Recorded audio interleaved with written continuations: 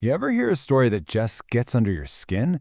Not because it's gory or full of jump scares, but because there's this quiet, chilling feeling that something is just not right. Well, we're going to lean into that feeling. We're going to look at 3 stories from people who were total skeptics. You know, the kind of people who look for the logical answer for everything and came up with absolutely nothing. So, this quote right here, it's from the person in our first story, and it really just says it all, doesn't it? That's the moment when your whole worldview gets shaken up, when the unbelievable is staring you right in the face. Let's get into what left him so completely speechless. All right, story number 1. It all starts with a pretty simple favor. A guy agrees to house sit for his friend for a weekend, and the place is amazing. A huge, beautiful house, kind of built in the middle of nowhere. Sounds like a peaceful little getaway, right? Well, not exactly. So he's there to watch his buddy Steve's golden retriever. The fridge is stocked, he's got movies lined up, and a great dog to hang out with. I mean, what could be better? A perfect, quiet weekend. But, as it turns out, the house had other plans. That's the text his friend Steve sent him that first night. And he just laughed it off. Told him to shut up. He's a skeptic, remember? An empty house doesn't bother him one bit. But that text, yeah, that would soon feel a lot less like a joke, and way more like a warning. So he's dead asleep, and he's woken up by this sound that's just terrifying. Not because it's supernatural, but because it's so incredibly aggressive. The dog is just losing its mind. He runs downstairs and finds the golden retriever in the kitchen, staring at one thing, and one thing only, the door to the basement. And this dog is beyond spooked. Its hair is standing straight up, it's growling at that basement door, and nothing can calm it down. So our guy grabs a kitchen knife, good thinking, and he cautiously opens the door and heads down. He checks everywhere, closets, behind the furniture, even the bathroom, and it's totally empty. But something is definitely wrong. There's this unreasonable, biting cold hanging in the air, a cold that makes absolutely no sense. Okay, this slide really shows you how things ramped up. Just look at the difference between night 1 and night 2. The dog's reaction goes from angry barking to pure fear, crying and whimpering. The atmosphere shifts from just being weirdly cold to having this overbearing, disgusting smell. And, this is the most disturbing part, the basement goes from being untouched to being physically messed with. Pictures and stools are just knocked right over. This wasn't just some strange vibe anymore. Whatever this was, it was becoming hostile.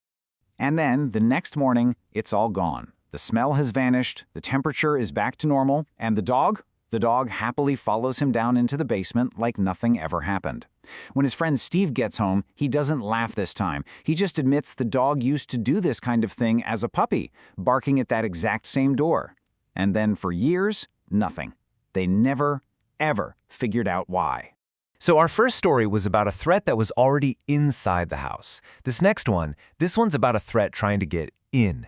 It takes place in this really quiet, elegant apartment complex. A woman had just moved in and she was so happy to find this nice, friendly community. She was about to find out, though, that she wasn't quite as alone as she thought. It all started small. The sound of running in the hallway late at night. Then, a few nights later, some giggling and tapping on her bedroom window. She just figured it was kids playing pranks and, tried to ignore it. But the activity didn't stop. It just got closer. Then her apartment manager calls her into the office, says she needs to show her something urgent. It's security footage. And on the screen are 2 small, hooded figures, maybe 10 or 12 years old, standing at her front door. They just stand there, almost touching the door, for 10 solid minutes. They jiggle the handle a few times, then they just skip away and completely vanish. They don't show up on any other camera in the entire complex. About a week later, at 1:30 in the morning, she's woken up by the sound of her doorknob rattling, violently. She's terrified. She runs to the door and screams for them to get away.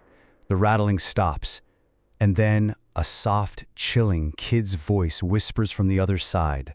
She just freezes. Her heart is pounding out of her chest. She peeks through the peephole, but all she can see are the tops of 2 small hooded heads standing right there.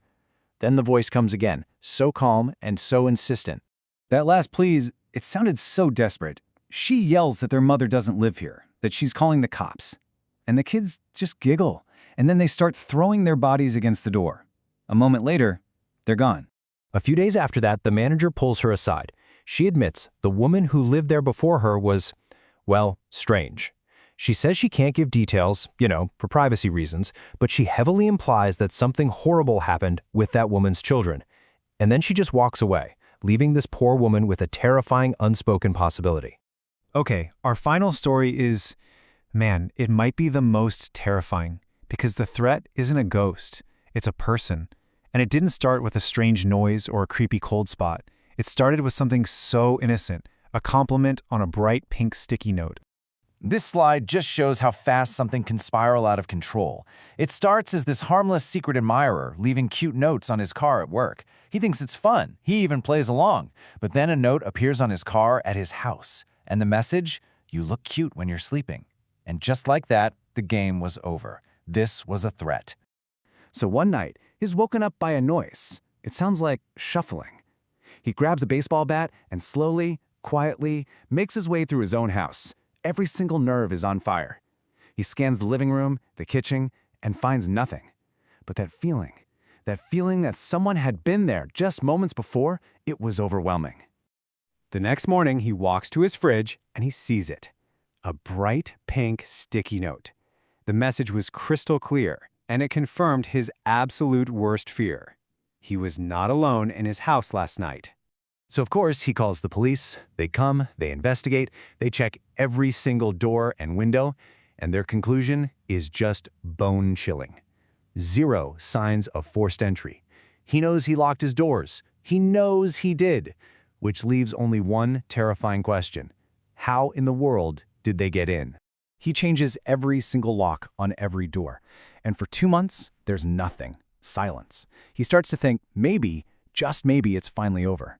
Then, one morning, he finds one last note on his front door, and the message chills him to the bone, because it confirms the only possible explanation. This person had a key. So, a dog sensing something in an empty basement, unseen children begging to be let into a home that isn't theirs anymore, a stalker who can just walk through locked doors. Even though each story is so different, they all tap into that same primal fear, the violation of the one place you are supposed to be completely safe. These stories, they really force us to confront some uncomfortable ideas. Like, what if our senses don't actually tell us the whole story? What if places can hold on to the memory of a tragedy? And maybe the most chilling question of all, what if the biggest monster isn't a ghost, but a real person who has a key to your home? So, what's scarier? A ghost you can't see, or a person you can? Whether you believe these stories are real or not, they prey on our most basic fears of the unknown. They remind us that our homes, our safe spaces, might not be nearly as secure as we think they are. And that sometimes the most frightening thing in the world isn't a monster. It's a closed door and just not knowing what's on the other side.